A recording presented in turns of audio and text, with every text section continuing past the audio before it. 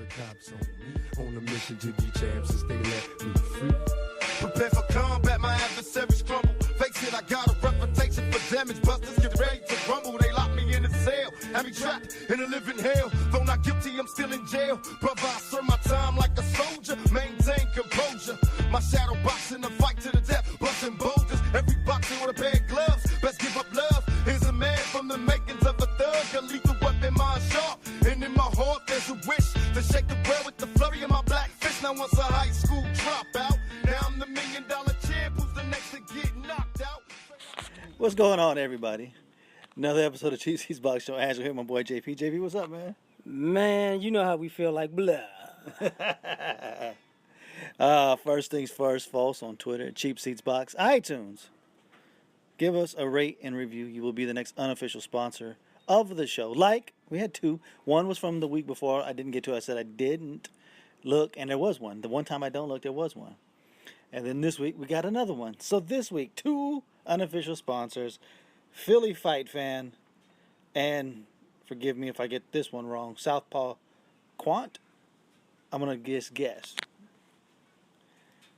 Yeah, Okay. So this is your show, guys. You are the unofficial... Quanti, maybe. I don't know. You are the unofficial sponsor of the show. So we appreciate you guys. Be like Philly Fight Fan and Southpaw Quant. Look, this is what they said. Both of them, we get the same thing on almost everything. It is, you get a lot of, we enjoy it, and it's unbiased because, you know, when you kind of push buttons, you will get labeled as biased. Whether it's right or it's wrong, we don't tend to push buttons. We just, I think everybody gets it as we come off very genuine in what we're saying. We believe in the bullshit that we're saying. We're calling spades. Sometimes you might renege in the game, though. But whatever. So thank you to those guys, and be like them. You could be the next unofficial sponsor of next week's show. We always appreciate that, and all it does is help keep the show up. When you look, especially on iTunes, for boxing, you will search it. Boxing, we were 1, 2, number 3, number 4. We were number 4. So it's easy to find our show, and that's what it really does. We really appreciate you guys doing that. Email us, cheapseatsboxing@gmail.com. Questions, comments, anything like that. We always get back to you. Anything else? Not anything. I didn't forget anything else. JP, we welcome all the listeners, right? Including and more. Zoom. And the Zoom listener. This is going to be a more shortened version of it. Getting it in when we can, unfortunately. It's one of them weeks. There was anything overly exciting last weekend. This weekend, the same idea. But let's start overseas. Let's start in the UK. Joseph Parker defends his WBO title against Hughie, not Tyson Fury. Mm-hmm. In a... I want to say competitive. Here's the problem saying competitive. That means there was actually a lot of action. Mm-hmm. In a close fight. I thought it was a pretty close fight. I thought Hughie did his best Tyson impersonation at the beginning, staying away, making Joseph Parker come towards him. He was effective in doing that. I don't think he was winning all the rounds like he thought he was. But I thought it was a very close fight. Parker picked up the pace as the fight went on, caught him a little bit more cleanly, and for as much as the movement was effective on Fury's part in the beginning, it seemed to be like wasted movement and ineffective movement as the fight went on. And I think, well, obviously judging by the judges' scores, he got the benefit of the doubt through most of the rounds. And I think that's what swayed people's opinion, where you had people leaning Hughie early on, especially on Twitter, that I think Hughie's got this one, and he slowly switched. This fight, to me, deserved a draw. The only losers in this fight really were the fans having to watch the fight. I said this on Twitter, was Tyson and Hughie rival only Rigo as the guys who can take the life out of any fight that you're watching. And that's pretty much what they did. It was a lesser version of Fury Klitschko. And anybody who remembers that fight knows that the only true highlight of that fight was Tyson singing to his wife afterwards in the ring, and that wasn't very good. But Joseph Parker gets the majority decision. It was a draw. And then two 118, 110 scorecards that kind of raised a lot of eyebrows, almost like, it was like, Here we go it again. was like that top rank money might have slipped in there and wasn't going to allow any chicanery. Ooh, that's a good word. It's a good wrestling word. In this fight. And I think all in all, the right man won, if not kept his title. He shouldn't have lost his title. So it is a little eyebrow raising with them, especially in the UK. I mean, in England, it's kind of eyebrow raising, but it is what it is. Nobody cared enough for this fight to really get that outraged. That's the problem. With all of the shenanigans involved with getting the fight to the UK, you can't say Hewitt took it from the champ. No. So you shouldn't even complain. He won. No, he didn't. Competitive? Yeah. I mean, after a while, Joseph Parker got wild and aggressive. Mm-hmm. So I wouldn't, if I was him, I wouldn't continue that in the future messing with these other heavyweights because that's going to get you knocked out. But, he's still a champ. In some ways, he seemed like a more impressive contender than impressive champion at this particular point. So, but his country loves him, and he didn't get hosed this time. But, he won. He didn't lose. He didn't. He didn't lose his title. And that's how I feel about it, too. I think it just came out today that he signed a 3-fight contract. I didn't see all the whole details of it. All I know is that it looks like the winner of the fight coming up, if it comes up, Hey Bellew 2, would be the mandatory for his belt. Huh. So we can see some stuff working there to make sure that Joseph Parker keeps his WBO belt for as long as possible so he doesn't have to fight any of the big boys. That's what it seems like. Prediction. If Hey Bellew 2 happens, Bellew wins again. Okay?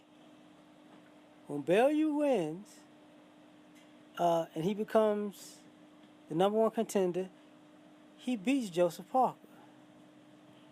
And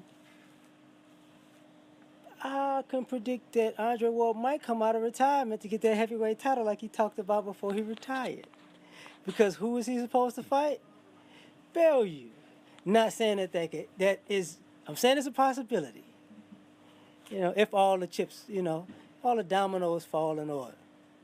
Or the fact that I'm not going to do a whole thing about Ward's career because I don't think that this is a retirement.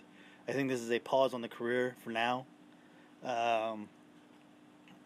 Because he has such a good working relationship with Top Rank through James Prince, and the fact that Joseph Parker is probably going to be making his way to the U.S.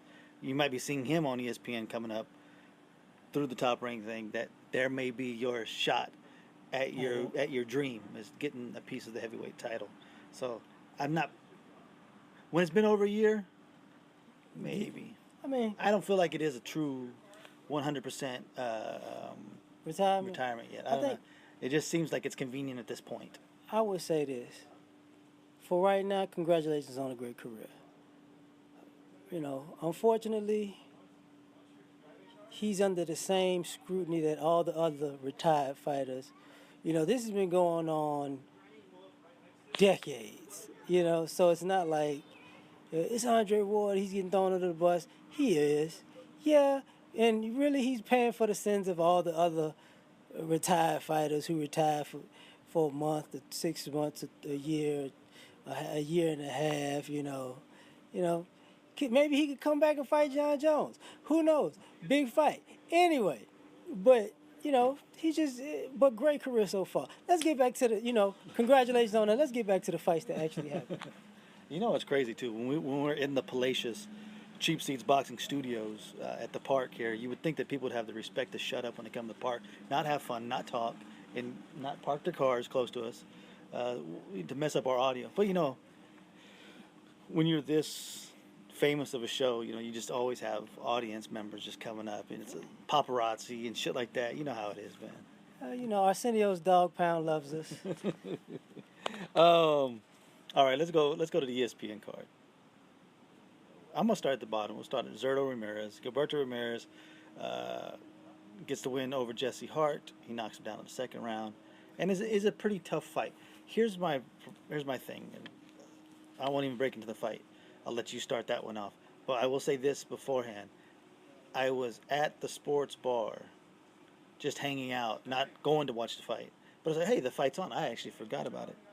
And the problem was, like, about 5 rounds into that fight, by then, it was on like 5 screens. By the 5th round, it was on 2 screens, and it was in the back. And there was more screens with ladies tennis and off-season X Games. That's not a good omen for this ESPN boxing deal. I'm just saying. What'd you think about Ramirez's performance?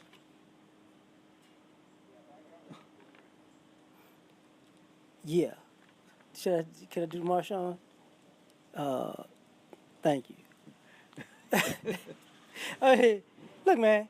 I didn't care. All that shit was boring. Blah. How about this? Blah. You know why I'm not answering. Blah. I couldn't watch it online after. And mind you, I was trying. I really did try. I was sitting in the house on my phone, looking at shit. I get it. When you got the internet, you got the option of seeing some titties or seeing a bad ESPN fight. I mean, it's hard not to go to titties. But well, I look at the girls with big asses. So you can do titties out there asses. Yeah, ESPN wasn't popping that night. Yeah. The thing with Ramirez, and it was a more exciting fight than he's been having in the last couple fights. But he has no. He doesn't. Not only does he not have an eraser, he doesn't have the beginnings of an eraser. He doesn't have a big punch. And the thing is I don't know how long he's going to be at 168 because he's such a big guy, which is a bad thing for him because 175 is going to be even worse. He doesn't have pizzazz sometimes. And if you're not the biggest puncher, that's one thing. You can still be an exciting fighter. You know, if you're a tactician, that's understandable. Do that against great competition and everybody will appreciate your skill and ability. But just going through the motions, it's not, I don't want to see that. Maybe it's just wrong for me because stylistically sometimes, and I like most fighters. I don't have nothing against them, but sometimes it's just like, and maybe I was one of those weekend moves where I didn't want to see no bullshit. And we starting to get into that move like, we gotta wait until the December to see something good, you know. So, yeah. See, I was looking ways to equate this because if you've seen one Zurdo fight, you've kind of seen them all. He is a 168-pound version of Leo Santa Cruz. So this is what he's become. He's throwing 5, 6, 7 punch combinations, but it seems to be just his game plan is to overwhelm you with work rate, with punch output. He doesn't seem to set up a lot of things. So you might as well go head to head and just start throwing bombs. Just start throwing punches and just seeing a battle of attrition. You know what I mean? I was going to equate it into rap music. One of my most favorite, not really, rappers of all time, Jay-Z. If you've heard one Jay-Z song, you've heard them all. That's the way I've always felt. His songs are pretty much all the same. That's definitely true. Bum skitty bum skitty. All right. That's old school, man. Half of these motherfuckers are, who the fuck is Das Effects? Okay, fine. Future. See, then you've lost me at that point. That's definitely after '97. I'm lost at that point. I just like piss. That's not a bad way to piss people off. Talk bad about Jay-Z. People get really uptight about that for some reason. Fine, Migos. Look, when your greatest hit is your wife. That's a hell of a hit. That's a hell of a hit. But I'm just saying. I just wanted to piss people off on that one. That was actually kind of fun. I'm sorry. Hey, I I'd never heard that song either. I'm not a Beyonce fan. Even being out here in Houston, it hasn't helped me none. No man is a Beyonce fan. No straight man on the planet is a Beyonce That fan. is the truest words ever. Look, there's not much to take from it. I don't think Ramirez has actually grown since he's won the title. I think he's actually been stagnant, if nothing else. I wouldn't say I would say it's been a regression almost, because against Abraham, he looked like he could take his game to the next level, but it seems like he's fallen back into just the safe zone. There's nothing there that excites me. Here's what happens. The old statement: if you're not growing, you're dying. If you're not getting better, you're getting worse. But for me, just as far as watching, and this is not just a thing about him. Some fighters win a belt, and they become more confident, and they become better fighters because now the things that they were unsure about, that belt, actually makes them secure about. Like, yeah, I'm like this, like Rungvisai, and he didn't even win the belt really the first time, but that belt made you do something. Like with Gilbert, it's like, I want a belt, I got a belt. Yeah, so I'm going to do me the same way. Like, it's one thing I'm going to do everything I did when I got the belt, but it's like, I hope you understand that's not going to keep the belt, But for right now, it's keeping the belt, so, if you want to tell me to shut up, you're absolutely right. I get your point. But, it's just like when you got the bullseye on your back, I don't know. I mean, I just don't know. I know that's not gonna maintain a title for a long period of time. Because once you get into those hungry fighters, they're just gonna say, screw it. So I don't know what's next for Ramirez. We shall see. But again, he doesn't drum up any excitement when you hear the name. When he was coming up, he did, but once he's won the title, it's kind of like, okay. Joseph Parker. It is kind of in that way. The main event that night, Oscar Valdez versus Genesis Cervania. Valdez gets a unanimous decision after going down the fourth, knocking Cervania back down in the fifth. I think he's taking control of the fight, but there's been a bad trend in Valdez fights. He's getting hit a lot. A lot of people say it's because when you're only throwing fastballs, eventually professionals get your timing. Yes, but there's also the point of leaving yourself open. Because if you're defensively sound, even if you're throwing fastballs, it's like a pitcher in baseball. Yes, if you're throwing 99, people eventually time you if the ball's down the middle of the plate. But if you're hitting your spots and you're hitting the corners and you're throwing it low and away on 99 or high and inside, people ain't catching up to that shit. So he needs to get, if he's going to be that fighter and he can't change that part of him, he needs to be a little bit more defensively sound and not get so easily caught with counters, being timed. I think it makes him a fun fighter. He's obviously not a fighter who's going to go through his career being undefeated. He could be a possible opponent for a Carl Frampton. People say Frampton's too much. I'm not that sure, only because of size-wise. I don't think Frampton is a true 126 guy. I think Frampton balloons in weight and has to be a 26 guy. So I think once they went up to 26, I think you saw the separation between Santa Cruz and him, and I don't think he has the power to keep a guy like Valdez off. Will it be very competitive? Hell yeah, that's a 50-50 fight. But I don't think it's a foregone conclusion that he can't beat some of the better guys at 126. It just so happens the elite guys at 126 are probably going to be too much for him, like a Gary Russell or even a Leo Santa Cruz. I know this is going to sound contradictory, but when you become an exciting fighter sometimes it looks like you're going downhill at that particular point. When your fights become so exciting, and this is the crazy thing, we as fans love knockdowns, knocking people down, getting ups, throwing bombs, getting caught, you got a chin, but once you start going down that road as a fighter, nobody knows which fight it is, but everybody knows it's coming. It's just like people watching NASCAR. You don't give a shit about them cars going in circles. You're there because one of you fools is going to clip somebody. Somebody going to the wall. You're right. So, but for now, I mean, what you're doing is working, but just be careful. If you're gonna be that fighter, at least take your breaks every now and then. Take your spots to save yourself for those wars you're gonna get into. Because anybody who fights you from this point on is gonna say, you know what? He gonna trade, and one of these days he's got to be on the bad end of a trade. I'm not, by no means is he, and I ain't taking no diss, but no means is he Timothy Bradley, who's a great boxer but terrible trader. Yeah. But he had the chin and the heart of a lion. You know what I'm saying? But And I think that's one thing you saw was that his heart is there. yeah, Chin, we shall see.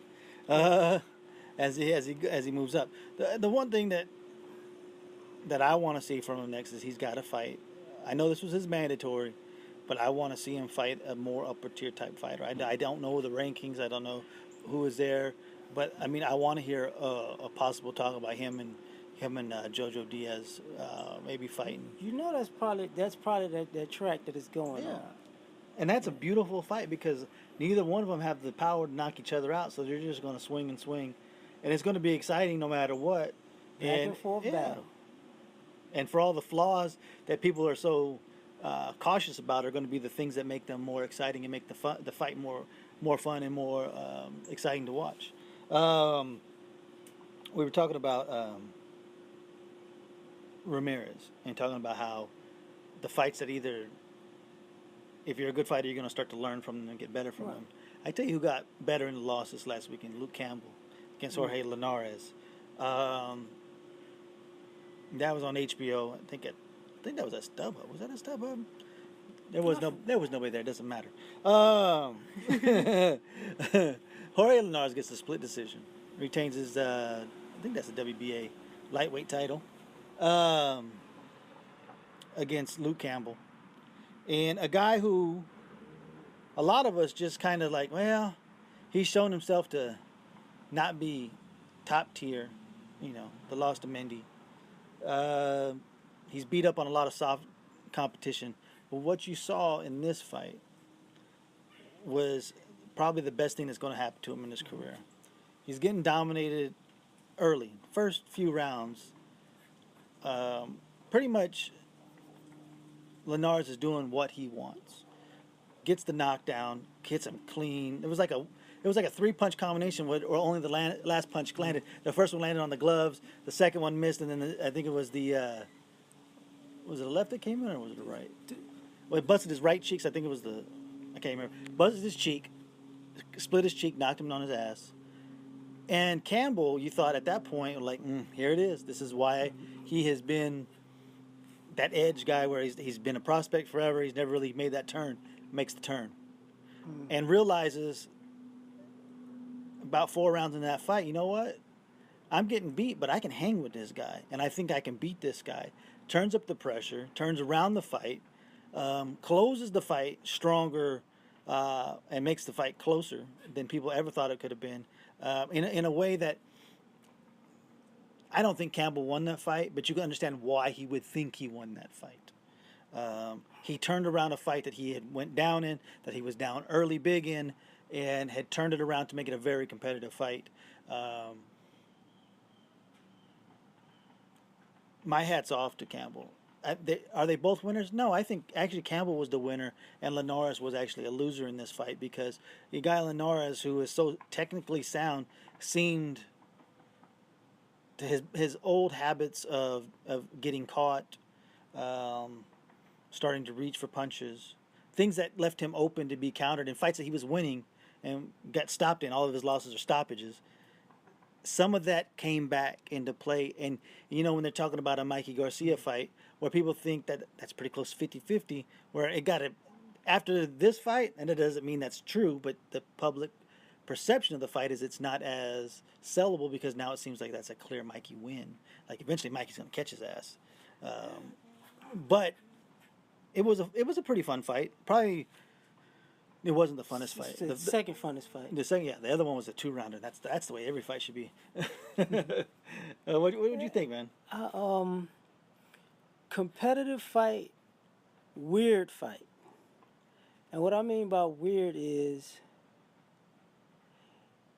everything was working in reverse sometimes to me.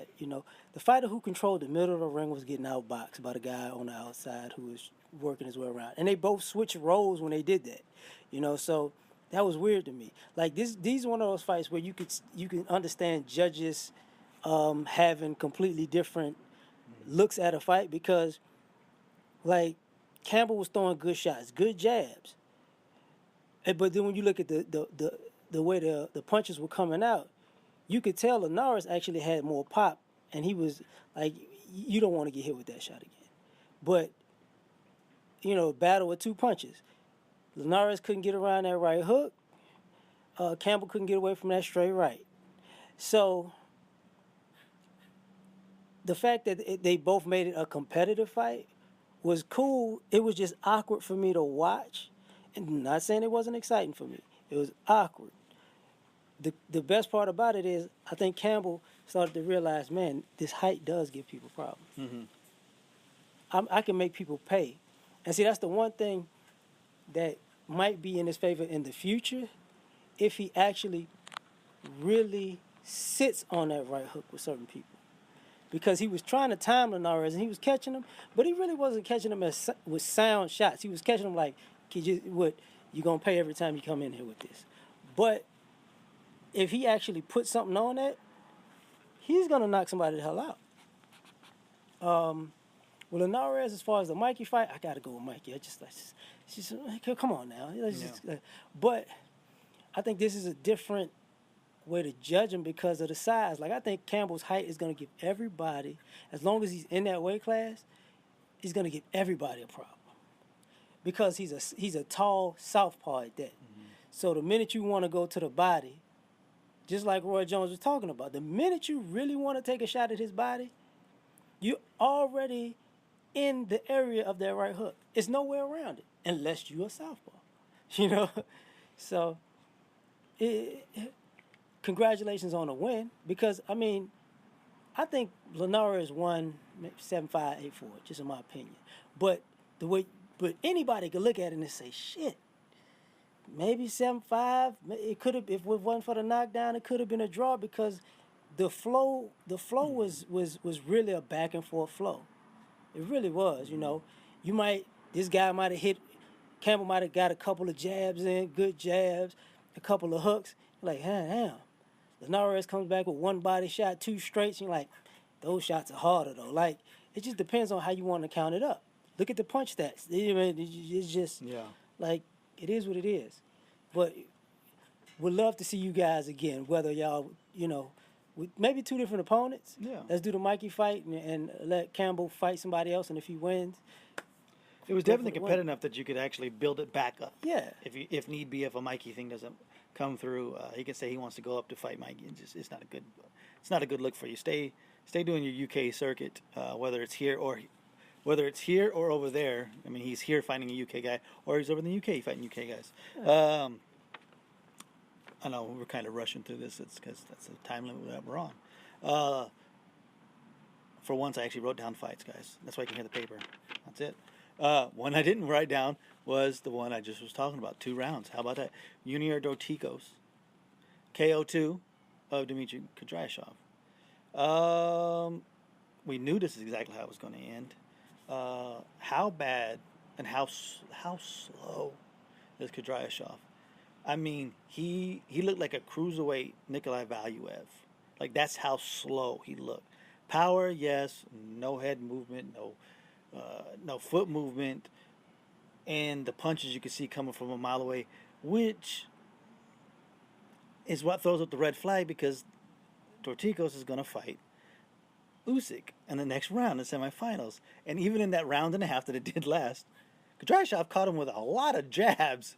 And if there's one thing that Usyk can do is jab the shit out of you. Don't look for that fight to be competitive. I guess maybe if Dorticos was actually to catch him, but he's going to have to eat a lot of leather just to land his one, as far as I'm concerned. But it was a fun fight. It goes in that Hagler-Hearns award for me, best fight under 3 rounds. That's definitely right there with one of them. I think the other one was Lemieux Stevens. Was it Lemieux Stevens? That was a little bit longer, I think. Oh fuck, I can't even remember. That was a hell of a knockout. Yeah. Though. Shit.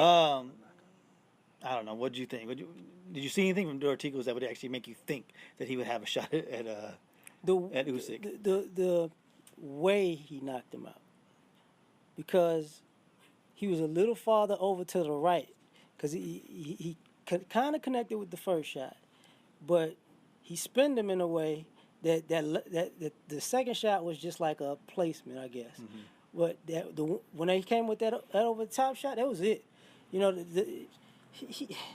he had that look on his face like, you know, when you get a guy knocked out in the movies and you know what I should do? I should put a side by side picture of, because we just brought his name up, of Curtis Stevens and Kudryashov like next to each other. They got knocked down.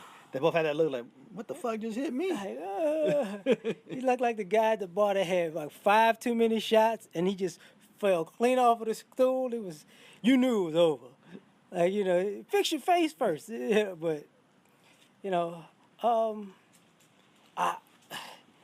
that does bring. Here's the beauty of this. In that series, mm-hmm. I think by the end of it, people are really gonna have that division on their radar, because though these are not names people know, they're making names for themselves with these performances, and that's one thing. Even that the division itself is gonna need, mm-hmm. you know. So I give credit to that, and then beating the chest.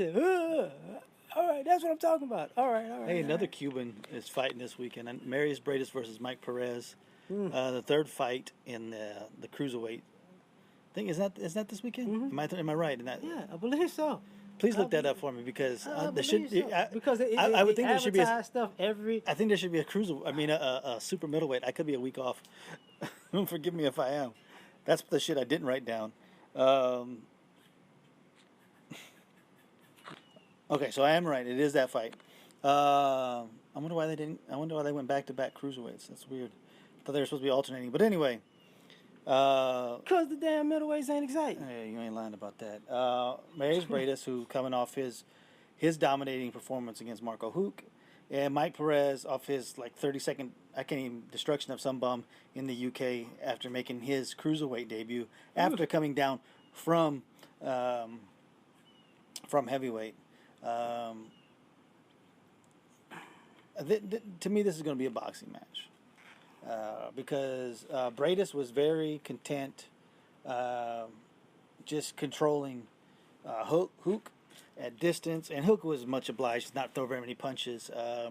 And Mike Perez isn't a banger, and he does have the Cuban background, so he's probably going to box a little bit more, unless he's not feeling like he can keep up the stamina thing. But I think this is going to be a battle of jabs. Whoever controls the jab in this fight, I think, is going to win this fight. I'm not exactly sure. I think, to me, this is a fight you would lean Briedis, but to say that Mike Perez is outgunned I don't think is a true statement. I think, here's the thing. I think Perez may have a psychological advantage. One, because he was a heavyweight, right? Two, because who's the young man that got his money? Yeah, that's true.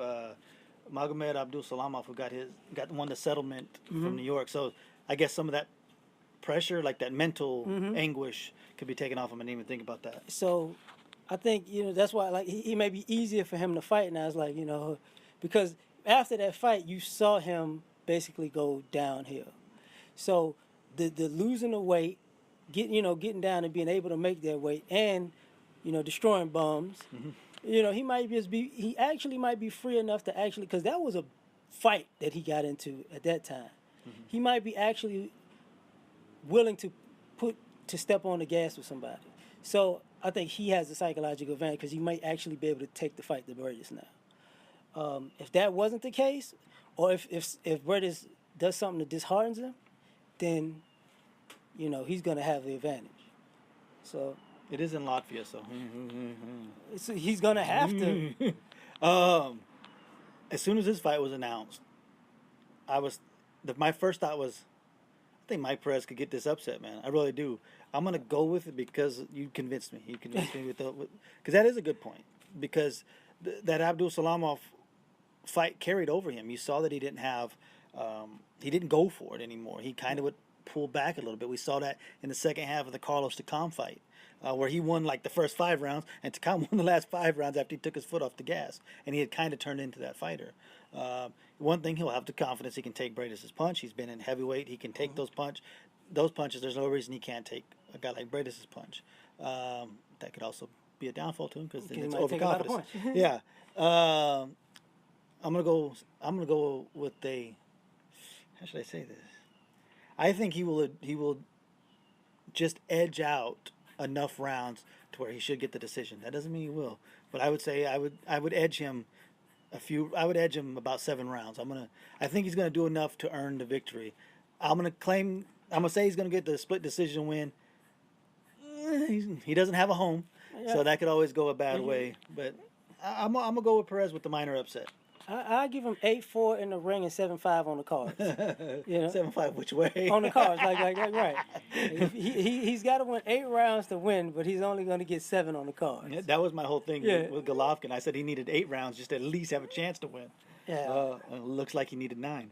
Hopefully that's not Perez's. Probably next needs 9. Is going to be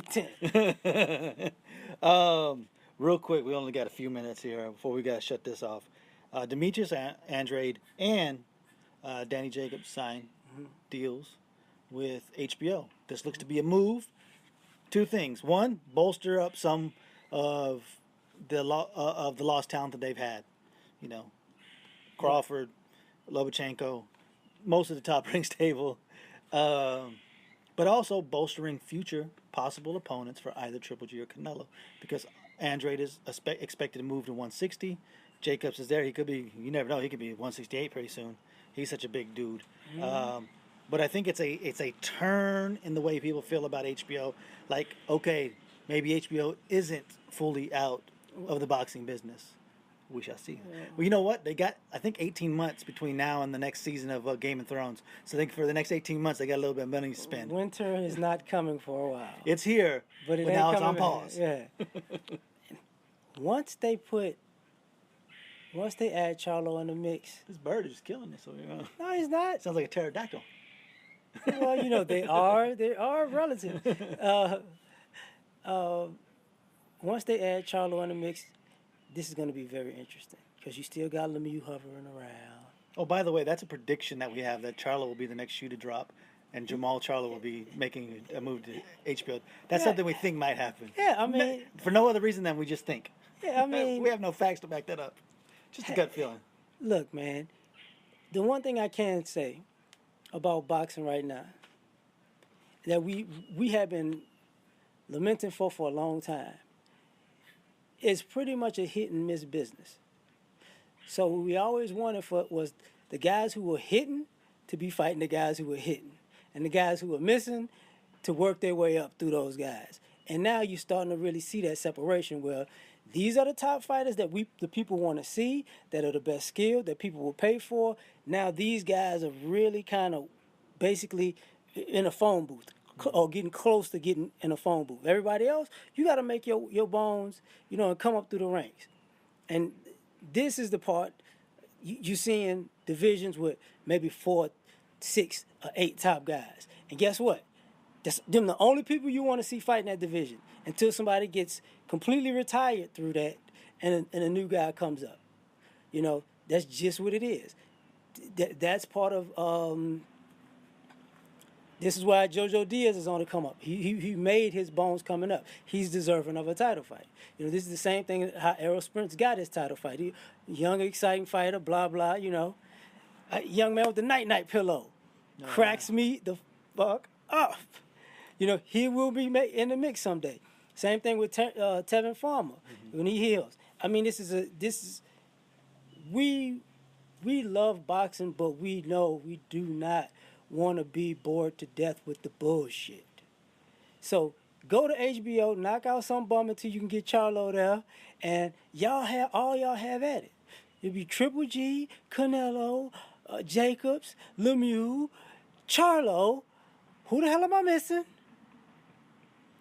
What are you talking about? Billy Joe Saunders, man. Yeah, who the hell am I missing? Well, he's got to be in the mix because he has a title. He'll beat the brakes off him. Well, at least that's what I hope. You know, and he can. And if they can make a scenario with all of those fighters together, there's no way for Billy Joe to run from anybody. No. You can't Twitter your way out of that. He'll try. Yeah, too bad. Too bad. All right, we're going to have to cut it off there. We didn't get to anything else. We will hit that up next week, hopefully, if we remember.